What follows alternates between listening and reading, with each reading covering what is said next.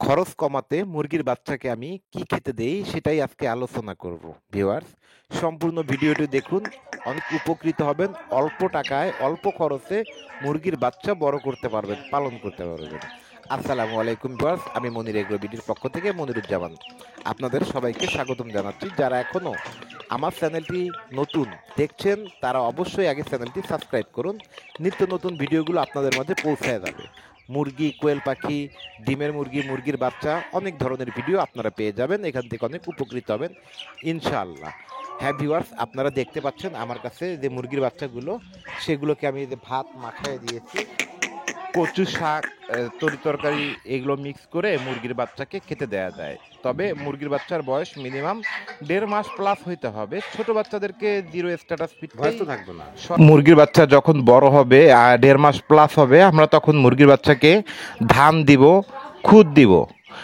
এগুলো মুরগির বাচ্চা অনেক আনন্দে স্বাচ্ছন্দ্য বোধে খায়। আর পাশাপাশি আমরা ভাত, এই কচুর পাতা বা কচু সবজি এগুলো মিক্স করে মুরগির বাচ্চাকে দিব। আমরা অনেক অল্প খরচের মধ্যেই মুরগির বাচ্চা পালন করতে পারবো। হ্যাঁ, এই বয়সে আপনারা গ্রয়ার ফিড দিতে পারেন অথবা স্ট্যাটাস ফিডটাও দিতে পারেন।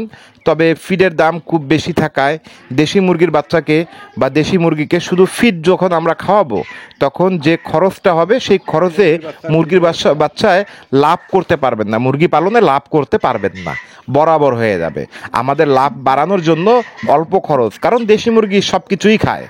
দেশি মুরগির প্রিয় হচ্ছে ভাত, ধান, খুদ, এগুলো হচ্ছে মুরগির প্রিয় জিনিস। তো আমরা এই জিনিসগুলো পাশাপাশি দিব। আর তার সাথে যে ওষুধগুলো ব্যবহার করব সেটা হচ্ছে জিঙ্ক। জিঙ্কে মুরগির রুচিটা অনেক ভালো বৃদ্ধি করে। AD3 দিব, AD3E, যেটা মুরগির গ্রোথ বৃদ্ধি করবে, শরীরের গ্রোথ ভালো করবে, ওজন, বডি ওজনটা ভালো করবে।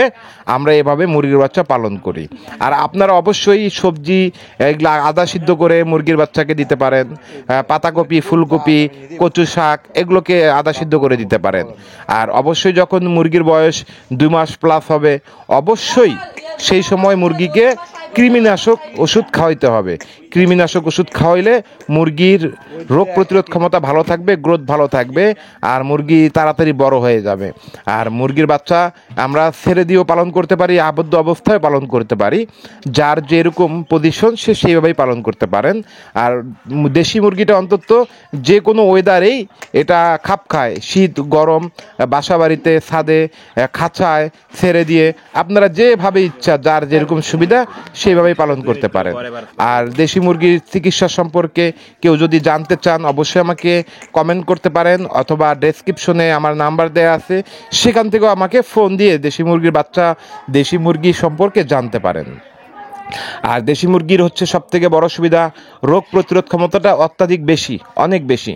আমরা যখন মিক্স খাবারগুলো খাওয়াবো, মুরগির বাচ্চা রোগ প্রতিরোধ ক্ষমতা আরও বেশি ভালো থাকবে। আর মুরগির রুচিটা অন্তত ভালো থাকবে। এক খাবার খাওয়াইতে খাওয়াইতে মুরগির বাচ্চা আর মানে ওই খাবার প্রতি এনার্জিটা অনেক কম থাকে। সেই ক্ষেত্রে যখন আমরা আলাদা আলাদা এই খাবারগুলো ব্যবহার করব, মুরগির বাচ্চা খুব স্বাচ্ছন্দ্য বোধে খাবে, রুচিটা অনেক ভালো থাকবে।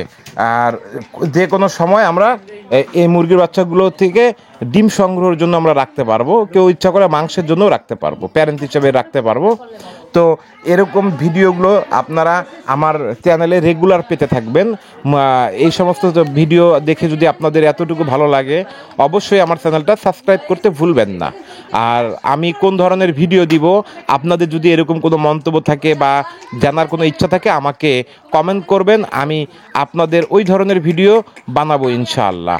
আমার ভিডিওটি আপনাদের মাঝে উপস্থিত করতে পারছি, এই জন্য আলহামদুলিল্লাহ। অনেক কষ্ট করে আমি ভিডিও তৈরি করি। অবশ্যই আপনারা